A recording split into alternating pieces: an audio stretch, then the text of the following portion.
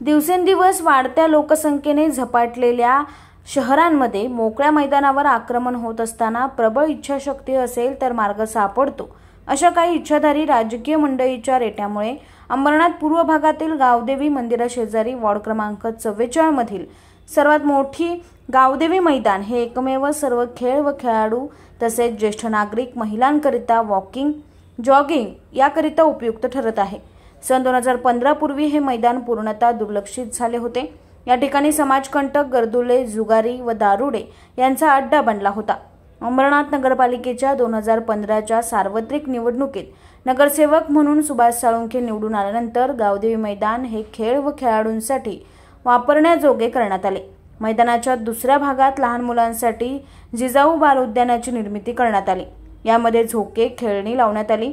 या ठिकाणी ज्येष्ठ नागरिक व्यायाम करीत असतात। त्यावेळी प्रथमच निवडून आलेले खासदार डॉक्टर श्रीकांत शिंदे यांच्याकडून मिळालेल्या 25 लाख रुपयांच्या विकास निधीतून बारमाही उपयुक्त ठरणारा अंदाजे 500 मीटर लांबीचा व 13 फूट रुंदीचा जॉगिंग ट्रॅक, प्रेक्षक गॅलरी, संरक्षक भिंत, ड्रेनेज व्यवस्था करण्यात आली होती।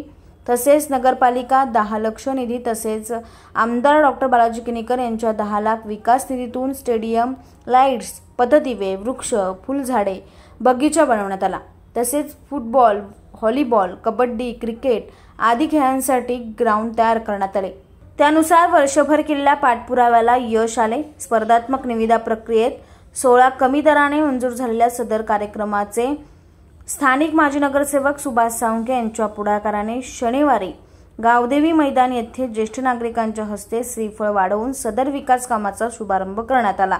यामध्ये मैदान लेवल करून विकसित करणे, गेट व संरक्षक भिंतीलगत क्रीडा गॅलरी उभारणे, जॉगिंग ट्रॅक लगत 7 ते 8 फूट उंचीची संरक्षक जाळी बसवणे, योगा स्टेज, वॉचमन कॅबिन, मुतारी व पाण्याची टाकी बसवणे, जॉगिंग ट्रॅकची दुरुस्ती, लहान मुलांसाठी खेळणी बसवणे, ओपन जिम साहित्य, प्रेक्षक गॅलरी शेड उभारणे व इतर आवश्यक कामे करणे इत्यादी कामे करून खेळ, खेळाडू व नागरिकांसाठी अद्ययावत गावदेवी मैदान विकसित करणार येणार असल्याचे माजी नगरसेवक सुभाष साळुंखे यांनी सांगितले।